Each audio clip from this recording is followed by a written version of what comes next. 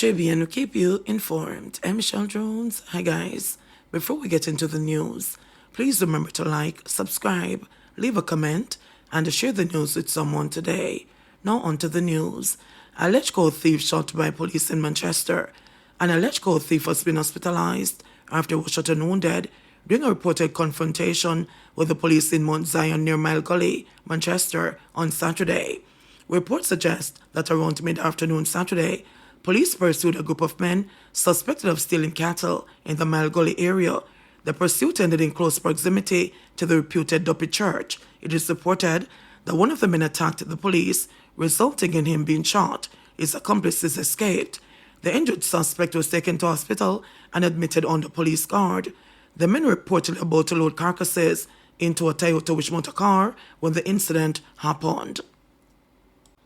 Two brothers shot dead while playing dominoes in Westmoreland.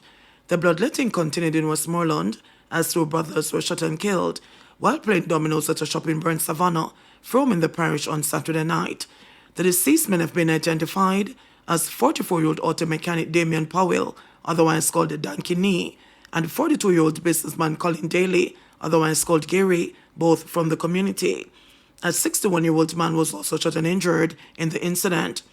It is reported that shortly after 9 p.m., the brothers were among a group of men at a shop playing dominoes when they were pounced upon by two men on a motorcycle.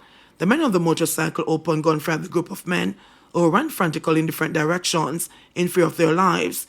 After the shooting subsided, Powell and Daly were found motionless lying on the ground, suffering from what appeared to be gunshot wounds to their upper bodies, and another man was found suffering from a gunshot wound to his right leg.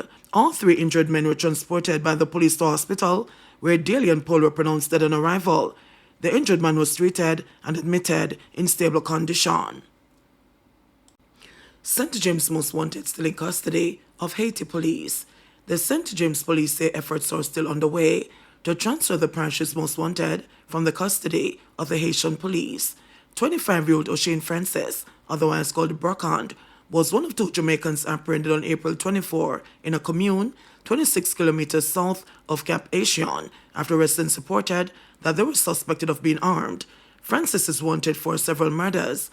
Superintendent Aaron Samuels, commanding officer for the St. James Police Division, provided an update on the progress of the extradition. Superintendent Aaron Samuels, commanding officer for the St. James Police Division, provided an update on the progress of the extradition. Well, we have confirmed that it was indeed him, Brokan. He is still in Haiti as far as I know, but there are some things that need to be done in order to determine where we go from here. So that I will leave that to the CIB to do that workup and the cross-border negotiations and consultations will be done. Jason Latouche, 31, was apprehended with Francis. However, the police have not indicated whether he's wanted or a person of interest. Two people, including teen, charged with stabbing woman during argument. A bartender and a 17-year-old girl have been charged after they allegedly stabbed a woman in the face and back during an argument in Cornwall District, St. Elizabeth on May 9. Charged are 19-year-old Sassia Green of Snap District in the parish and the teen girl. They have been charged with wounding with intent. It is alleged that about 4:50 p.m., Green and her co-accused visited a business establishment where an argument developed between them and a woman.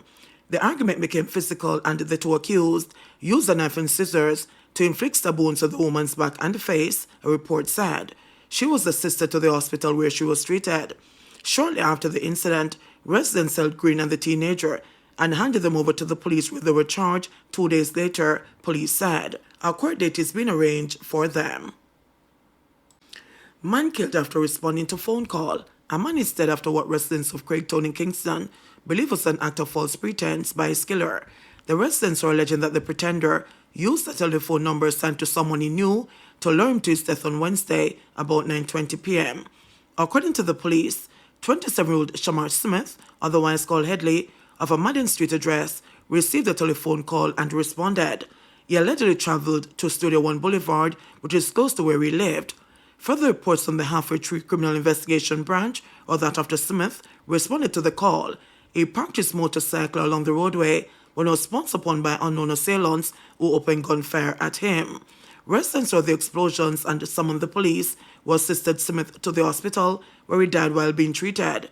The police said no motive has yet been established for the killing and their probe is ongoing.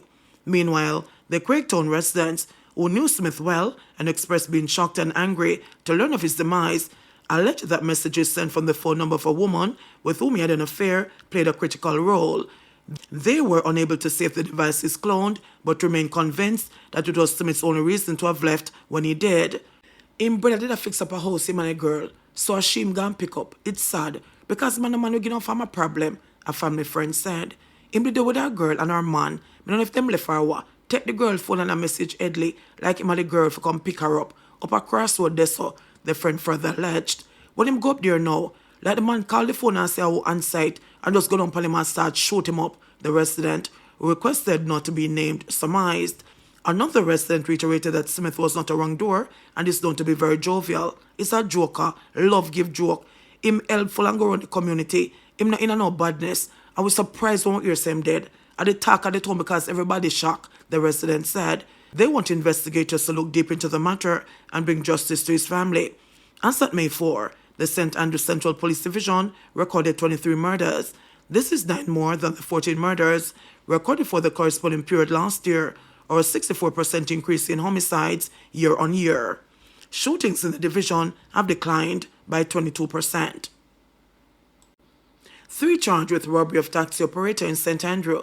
3 people accused of robbing a taxi operator under the guise that they wanted to use his services have been charged by the Constant Spring Police in St. Andrew. They are 23-year-old welder Anthony Davis, construction worker Nimoy Robinson, 20, and 18-year-old Shanice Lynch, all from Denham Town in Kingston. They were charged on Friday with robbery with aggravation, possession of prohibited weapon, unauthorized possession of ammunition, and using a prohibited firearm to commit a scheduled offense. The incident happened along Cypress Drive in Red Hills, St. Andrew, on May 4. The police allege that about 8:30 p.m., a man who operates a taxi received a pickup request from Lynch. On arrival, Lynch, along with Robinson and Davis, entered the vehicle and allegedly held on the complainant of his belongings. The man was told to run, and the 3 accused reportedly used the car to escape. A report was filed, and the police quickly apprehended the attackers, a police statement said. The vehicle was searched, and a .38 revolver containing 6 rounds was found. They were charged after a question and answer session in the presence of their attorney, the police say. St. James recorded 6 murders in April, the lowest monthly figure since 2016. The St. James police are attributing the lowest murder figure recorded for a month since 2016 to deliberate attempts by the security forces to manage disputes. Superintendent Aaron Samuels, commanding officer for the division, says 6 murders were recorded in April. Well, it could be for a number of factors, one of which I can say is the policing activities that we did. We have been, since January, working really hard within the spaces, trying to control the different conflicts. However, in April itself, there was a direct effort right across the country to hold crime down.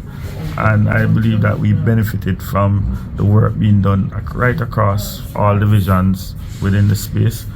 And it is something that we hope to continue, especially in Area 1.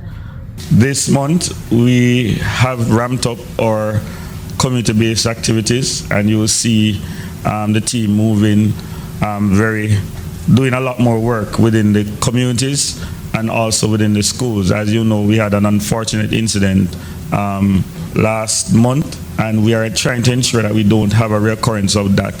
So we are working very closely with the schools through our Safe School Task Force to ensure that we try our best to reduce the violence within the schools within St. James. Lawyer says no proof Clint was involved in murder plot. Dwayne Pink's lawyer on Friday urged the jury to find him not guilty of the murder of Simone Campbell Collymore and Winston Walters, while arguing that the prosecution has failed to present any evidence to prove that Pink was involved in the deadly plot. Attorney at Law Ernest Davis, during his closing address in the Home Circuit Court, submitted that the prosecution had not presented any evidence tying his client to the murders and murder conspiracy, of the 32-year-old businesswoman and the 36-year-old taxi driver. They were shot and killed on January 2, 2018, by men who drove up on motorcycles outside Collamore's apartment in Red Hills, St. Andrew. Businessman Omar Collamore, who is accused of orchestrating the murder for his wife's life insurance money, is being tried along with alleged contract killer Michael Adams, Shaquilla Edwards, and Pink. On the prosecution's case, Pink was one of the men who monitored Campbell Collamore's movements in the days leading up to her murder. He is also said to have been working closely with Adams and on the day of her death, traveled downtown with Adams and trailed the woman home. However, Davis argued that most of the evidence presented was circumstantial and warned the jury to ensure that they assessed the evidence carefully. I have not heard any evidence that he was at the crime scene or that he did anything to assist in the commission of the murder, Davis said. On the 2nd of January, at 3:03:54 p.m., his phone was still transmitting from the Torrent NWC. This is close to the time of the murder, and this is the time when Mr. Blackwood is putting Mr. Pink in the car with Adams, but the data is not supporting what he's saying. And on the same 2nd of January, at 5:02:32 p.m. and 5:09:12 p.m., it was still at Torrent NWC, and that is the time after the murder, Davis added. He further emphasized that the data analyst had also testified that his client was nowhere near the Red Hills area in the relevant times. The lawyer also took issue with the prosecution's star witness, Wade Blackwood, one of the shooters who pleaded guilty and was given 35 to life in 2021 before his sentence was reduced to 20 to life after he entered into a plea deal with the Crown earlier this year. Davis told the jury that Blackwood had credibility issues. I'm not going to call him a convicted murderer. The evidence is that he pleaded guilty, but if you want to call him that, I won't argue with you, Davis said. The lawyer submitted that Blackwood had an interest to serve, which was to gain his freedom, hence why he accepted the deal.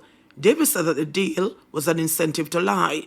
He pointed out that Blackwood, in his question and answer session, as well as his caution statement, made no mention of his client, but 6 years later, after accepting the deal, turning to the phone data evidence, which showed that Pink was one of the men with whom Adams had been in constant communication in the days leading up to the murder. Davis argued that he was making a phone call without knowing the contents of the call. That doesn't constitute knowledge. He further told the jurors that the prosecution had the ability to discuss the contents of the phone calls so that they could determine whether there was intent to commit murder or to show that something was done towards the furtherance of the crime. You cannot infer knowledge without knowing what the phone calls were about, he said. Is there any eyewitness that could say that Mr. Pink was the one who committed the murder? Was there any eyewitness to say that he was? Or any evidence to show that Mr. Pink did anything, any agreement that could constitute conspiracy? He said. Turning to the evidence of a former security guard at Collamore's apartment who testified that he had seen Pink sleep in a car at the complex the night before the murder, Davis said that the cell site data presented showed that Pink's phone was transmitting from Torrent Cell Tower, and up to 10 a.m., his phone was still used in that area. In the meantime, Justice Leighton Pusey, who has started summation, will continue on Monday when the trial resumes. JBN, we keep you informed. Please remember to subscribe, like, share, leave us a comment, and click the notification bell to receive our daily news items.